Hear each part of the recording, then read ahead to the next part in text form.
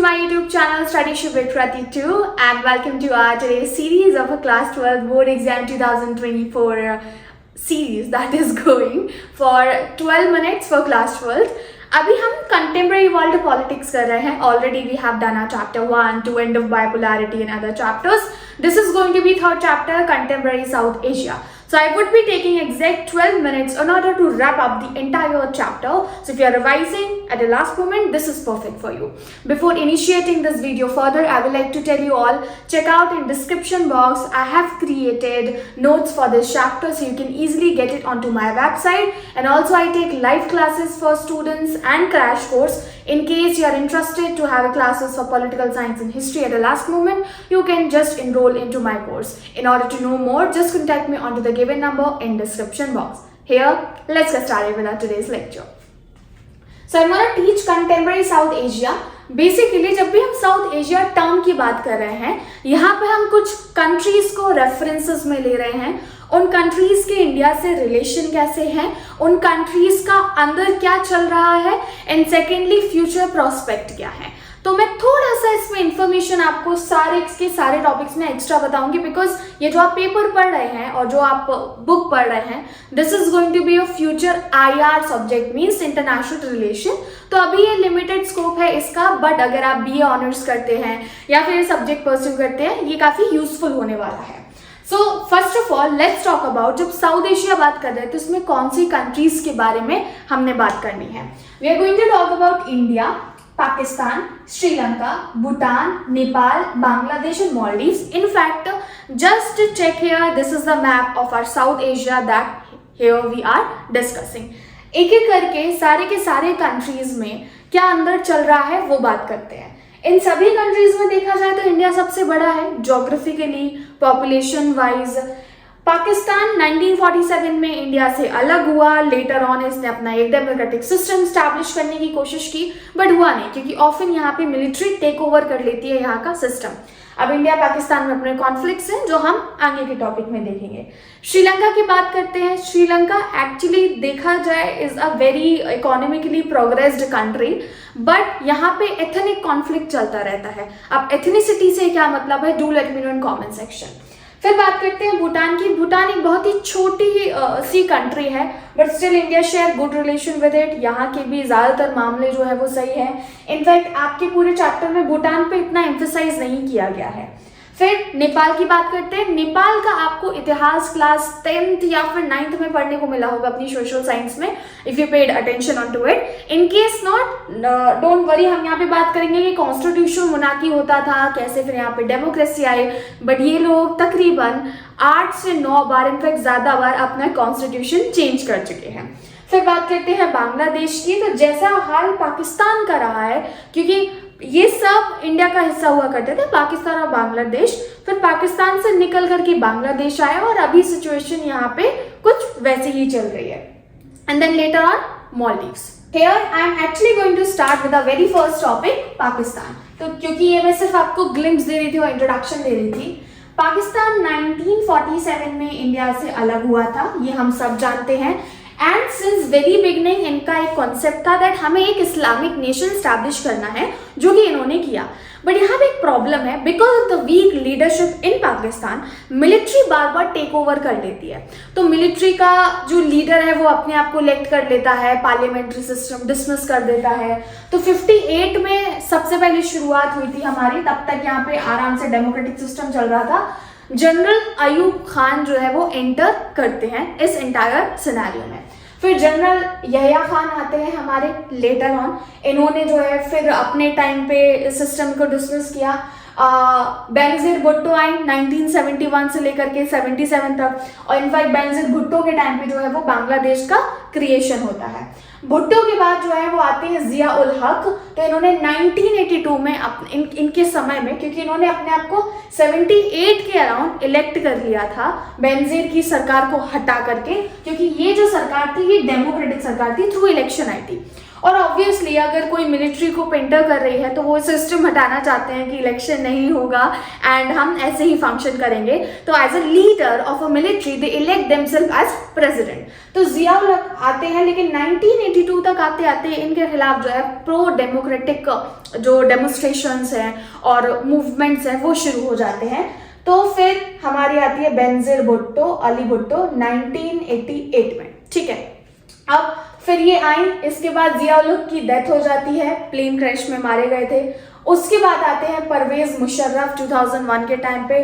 परवेज मुशर्रफ से पहले नवाज शरीफ की सरकार आई थी 1999 में, बट अगेन पार्लियामेंट्री सिस्टम को डिसमिस करते हुए मुशर्रफ ने यहाँ पे एक सिस्टम मिलिट्री रूल लगाया एंड फिर हम देखते हैं अप टू 2014 सिस्टम काफी ज्यादा गड़बड़ चलता है। लेकिन परवेज मुशर्रफ 2001 में है, 2002-3 तक हम देखते हैं अशरफ अली की जो है वो सरकार बनती है प्रॉपर डेमोक्रेटिक ऑर्डर में, लेकिन अभी भी वहां पे इंस्टेबिलिटी चलती रहती है। Students, here's the thing that I would like to tell, जो आपका बुक है ना उसमें फिर भी सिस्टमैटिकली नहीं दिया हुआ है timeline.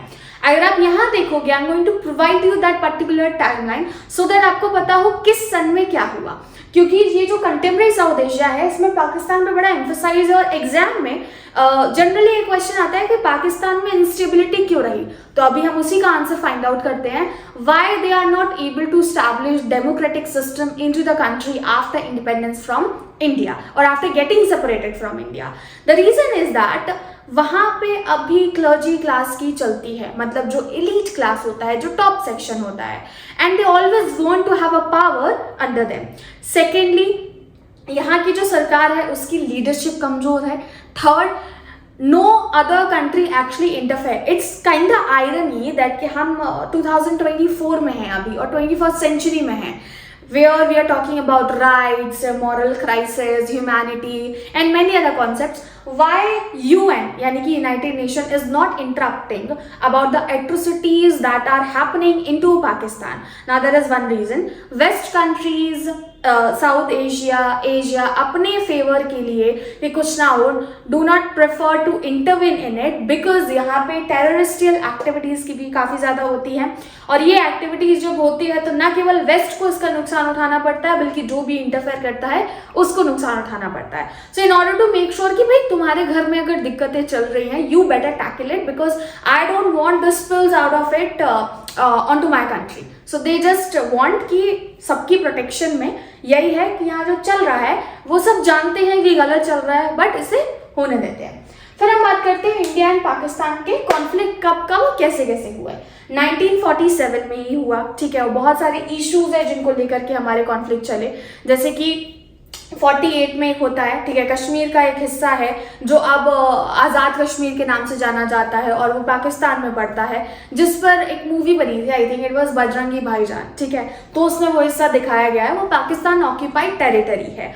Also there were some areas of Assam and Arunachal Pradesh जिसको लेकर के पाकिस्तान से काफी लंबे समय तक कॉन्फ्लिक्ट चला।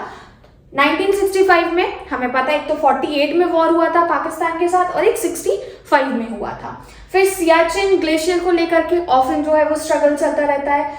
इंडस रिवर वाटर डिस्प्यूट तो बहुत टाइम से चल रहा है। I do have one simple question, Indus river water dispute जब इंडिया और पाकिस्तान में हुआ था तो उसको ब्रोकर किया गया था by one of the super power. So do let me know in comment section वो सुपर पावर कौन थी जिसने उस ट्रीटी को एक्चुअली ब्रोकर किया था और नेगोशिएशन कराने में मदद की थी। Here world bank was involved into this particular we can say negotiation. Then Rann of Kutch is also the area जिसको लेकर ये कॉन्फ्लिक्ट चलता रहता है। हमारा इनफैक्ट कॉन्फ्लिक्ट 71 तक बांग्लादेश के मैटर को लेकर भी चला था, क्योंकि Bangladesh is the east Pakistan, Pakistan is used to be east and west, ठीक है। अगर आप मैप में देखोगे तो वेस्ट पाकिस्तान हमारा आज का पाकिस्तान है, ईस्ट पाकिस्तान हमारा बांग्लादेश है। अब बांग्लादेश का थोड़ा सा इतिहास चेक करते हैं। शेख मुजीबुर रहमान, ठीक है, 1947 में पाकिस्तान हमसे अलग हो गया। एक हिस्सा हमारे साइड जो है वो बंगाल साइड पड़ता था और दूसरा तो गुजरात साइड पड़ता था और we can say that shares border, ठीक है। अब क्या होता है कि पाकिस्तान में होते हैं election. One of the problem that has been with this country is that election होते हैं सो दैट लोगों का विल रिफ्लेक्ट हो इन टर्म्स ऑफ वोट्स, जो भी रिप्रेजेंटेटिव आएगा वो फिर बिहाफ ऑफ पीपल गवर्न करेगा, राइट। तो मुजीबुर रहमान जो है ईस्ट पाकिस्तान में अवामी लीग से सारी की सारी सीट्स जीत जाते हैं, बट जो वेस्ट पाकिस्तान था वो नहीं चाहता था कि शेख मुजीबुर रहमान जो है वो सीट ले और यहाँ पे ये रिप्रेजेंट करें। सो दिस इज वाई इनकी डिमांड को रिप्रेस कर दिया गया, ऑपरेशन शुरू हो गया। एंड लेटर ऑन हम देखते हैं जियाउर रहमान, शेख मुजीबुर रहमान थे, फिर आते हैं जियाउर रहमान, उसके बाद यहाँ पे इंटरफेरेंस होता है, लेफ्टिनेंट एचएम इरशाद आ जाते हैं, इलेक्शंस 1991 में यहाँ पे होल्ड होते हैं। तब से लेकर के अब तक तो बांग्लादेश में स्टिल स्टेबिलिटी है in comparison to Pakistan. Now the thing is, ऐसी क्या जरूरत पड़ी कि पाकिस्तान और बांग्लादेश अलग अलग हो गए जबकि ये दोनों एक ही कंट्री में हुआ करते थे? Repression of a language, there were not only Muslim living in Pakistan, और we can say East Pakistan में सिर्फ मुस्लिम नहीं रहते थे, बंगाली स्पीकिंग भी रहते थे, तो उन पे जबरदस्ती उर्दू जो है वो इम्पोज की जा रही थी। दूसरा सबसे बड़ा रीजन किसी का भी अलग होने का होता है, एक्सप्रेशन का चांस नहीं मिलता और ऑपरेशन होता है। मीन्स टू से अगर मुजीबुर रहमान को वहां के लोगों ने सिलेक्ट किया था तो he should get chance to get represent, but फिर इनकी जो पावर है वो इम्पैक्ट होती है इससे, यानी कि वेस्ट पाकिस्तान की पावर इम्पैक्ट होती है और ये चाहते थे कि हर जगह जो है वो सिर्फ हमारी पॉलिटिकल पार्टी है, तो इसके चक्कर में ये रीजन हुआ और बहुत सारे वायलेशंस वगैरह। अब जब बांग्लादेश आजाद होता है उस वक्त Bangladesh seek out help of India and India helped it again one of the conflict between India and Pakistan. Pakistan says that India always want us to get separated, India made it sure that कि Bangladesh create हो, एक अलग territory create हो, this was our internal matter, so we should solve it, but Bangladesh reached out to India. अब next topic की बात करते हैं नेपाल। मैं आपको एक चीज बताऊं, इसमें सिर्फ स्टोरी है ना इलेक्शन 1991 तक, इतना नहीं है, इसमें स्टोरी आपके ऑपरेशन तक कि बांग्लादेश अलग कैसे हुआ, वहां तक की सबसे मेन स्टोरी है कि मुजीबुर रहमान को रिप्रेजेंटेशन नहीं दिया गया, रिप्रेस दिया गया, क्या फैक्टर्स लीड किए, वो सब मैंने डिटेल में समझाया हुआ है मेरे नोट्स में, you can just check it out. Nepal की बात करते हैं। Nepal used to be constitutional monarchy, बड़ी ही हैप्पी कंट्री थी। 1990 में यहाँ पे लोग प्रोटेस्ट करते हैं, किंग को 1992 तक आते आते कन्विंस होना पड़ता है। तो कॉन्स्टिट्यूशनल मोनार्की में क्या होता है, किंग हेड रहेगा और सारा काम चलता रहेगा। बट लेटर हम देखते हैं आपके, क्योंकि बुक में सारा स्टोरी नहीं दिया गया है, आपकी जो बुक में स्टोरी है वो मैं बता देती हूँ। फिर यहाँ पे आता है डेमोक्रेटिक कॉन्स्टिट्यूशन, गवर्नमेंट सस्पेंड हो जाती है 2002 में एंड प्रो डेमोक्रेटिक मूवमेंट 2006 में शुरू हो जाते हैं। मीन्स टू से कॉन्स्टिट्यूशनल मोनार्की जब 1992 में आ गया था, people were happy, but mysteriously यहाँ के जो किंग थे वीरेंद्र, ठीक है, उनकी डेथ हो जाती है और उनकी एंटायर फैमिली को जो है मार दिया जाता है। और मारा किसने था, ऐसा माना जाता है कि उन्हीं के छोटे भाई किंग ज्ञानेंद्र ने मारा था। अब जब सारा का सारा नेपाल इस दुख में डूबा हुआ था कि राजा चला गया, हमारा हेड चला गया, इस बात का किंग ज्ञानेंद्र ने उठाया फायदा और डेमोक्रेटिक सिस्टम को खत्म करते हुए जो है वो मोनार्की ले आए। अब जब तक लोगों को होश आया, पता चला कि अब तो ब्लंडर हो चुका है, तो फिर हम देखते हैं 2002 में किंग ज्ञानेंद्र ने गवर्नमेंट को डिसमिस किया था। 2004 तक आते आते लोगों को रियलाइज होता है, प्रो डेमोक्रेटिक मूवमेंट 2006 तक शुरू हो जाते हैं, किंग ज्ञानेंद्र को जो है वो विड्रॉ करना होता है, फिर से यहाँ पे डेमोक्रेटिक सिस्टम स्टैब्लिश हो गया। लेकिन नेपाल में डेमोक्रेसी तो आ गई, कभी कॉन्स्टिट्यूशन स्टेबिलिटी के साथ नहीं आ पाया। यहाँ पे तकरीबन like I would just say +10 times constitution often change होता आया है। अब बात करते हैं श्रीलंका की। श्रीलंका का मेजर इशू कुछ नहीं है except one, which is ethnic conflict. यहाँ पे है, यहाँ पे दो कम्युनिटी रहती हैं, एक है सिन्हालीज, दूसरी है तमिलियंस।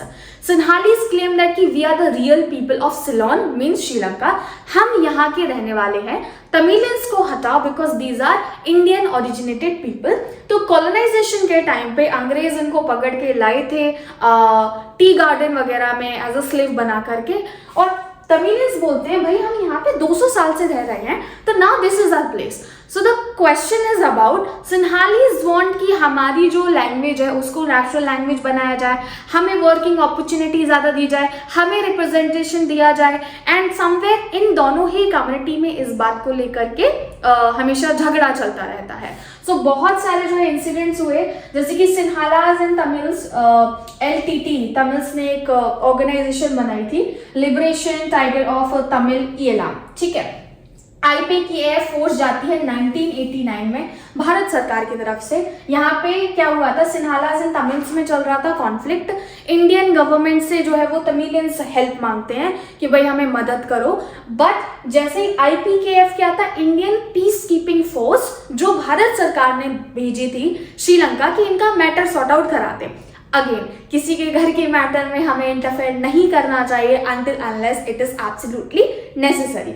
तो जब इंडियन पीस कीपिंग फोर्स गई, इसका परिणाम ये हुआ और इसका रिजल्ट ये हुआ कि उल्टा ये जो है वो लड़ाई में इन्वॉल्व हो गई। So without getting successful in the mission, peace keeping force को जो है विड्रॉ कर लिया जाता है श्रीलंका से, and this is one of the reason Sri Lanka isn't happy with India for interfering in its personal issues। अब बात करते हैं इंडिया एंड इट्स नेबरहुड। जब मैं आपको ये सब्जेक्ट पढ़ा रही हूँ, हम ये 2024 में कर रहे हैं, ठीक है। मैंने रिविजन सीरीज अपना बनाया था 2019 में, आई रिमेम्बर क्लियरली, और एक 2020 में आया था। तब से लेकर के अब तक तकरीबन 4 से 5 साल में बहुत सारे रिलेशन चेंज हुए हैं, एज पर बुक करते हैं, फिर एक जनरल मैं आपको ग्लिम्स दूंगी। तो इन जनरल इंडिया इन सब में बड़ा है, ठीक है। साउथ एशियन आप देखोगे कंट्रीज में इंडिया सबसे बड़ा है। Again culturally, politically, economically, population, geographically, सारे फैक्टर्स यहाँ पे इन्वॉल्व है। पाकिस्तान और इंडिया के हम जानते हैं we are not good friends because of number of issues. Again Indus river water dispute, अक्सर मिलिट्री इश्यूज होते रहते हैं, और रन ऑफ कच्छ में जो है वो पाकिस्तान हमला करता रहता है, हमारी तरफ से जो है वो जवाबदेही होती रहती है। श्रीलंका की बात करते हैं, श्रीलंका और इंडिया के अच्छे रिलेशन है, we cooperate on to science and technology, peace and other matters, trade वगैरह पे, but still it's not that bad जितना हमारा पाकिस्तान से है। भूटान की बात करते हैं, we share very special relation with Bhutan, and India and Bhutan के काफी अच्छे रिलेशन है। नेपाल की बात करते हैं, नेपाल और इंडिया के इतने अच्छे रिलेशन है कि नेपाल जाने के लिए हमें वीज़ा नहीं लगता है, नॉर्मली कोई भी नेपाल जा सकता है, घूम सकता है।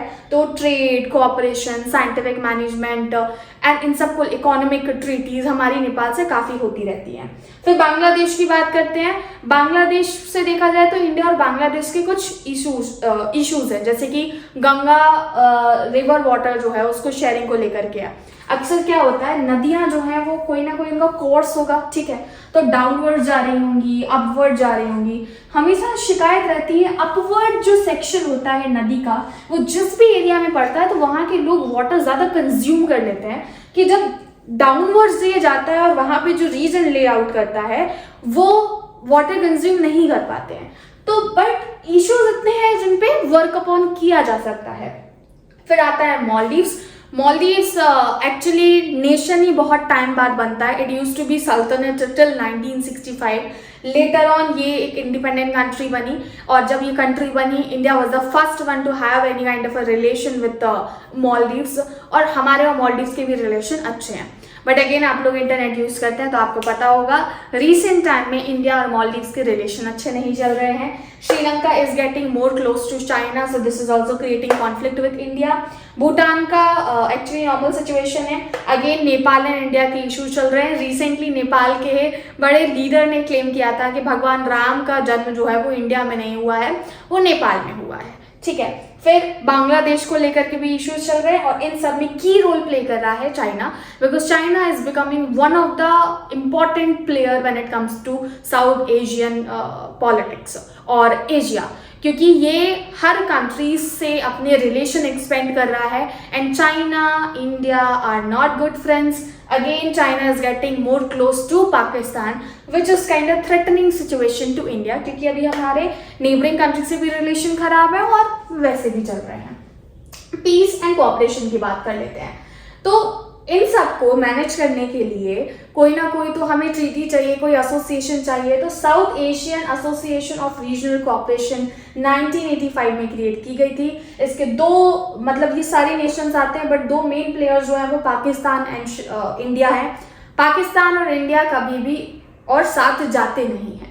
सो दिस इज वाई जो सार्क का मोटो है वो इतना इम्पैक्टफुल नहीं हो पाता है because of this. Later on हम साफ्टा की बात करते हैं। साफ्टा केम इन 2004। इसका मेन मोटो था फ्री ट्रेड अग्रीमेंट्स, ताकि साउथ एशिया में टैरिफ अप टू 20% घटाया जा सके बाय 2007। सो या this is what entire contemporary South Asia that you all need to do. Do let me in comment section if you have any sort of a doubt. Bye bye for now. मिलेंगे हमारे next lecture में।